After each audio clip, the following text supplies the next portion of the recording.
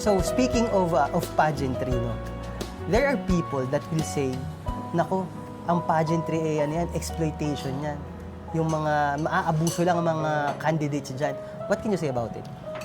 Yung mentality regarding dito po sa pageantry, dahil meron po tayong mga example sa lahat category of swimmer, swimsuit, siguro ay yung simula sa pool pa lang ng pageantry, meron na nun. But not to abuse, Okay. but to represent yourself physically, also panglabas ng kaanyuan. Pero hindi siya yung, para sa akin, hindi siya yung parang na-abuse sa pagsali. So, yun yung siguro kailangang i-improve ng tao.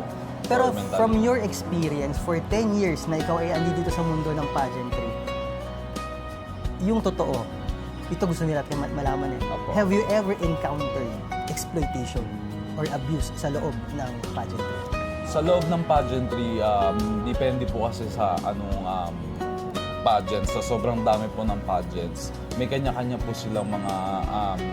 Ikaw mismo, yung sa experience mo, may sa experience ko po, nabastos ka ba? Wala na naman, ano ka ba? wala naman po Never. na experience regarding na.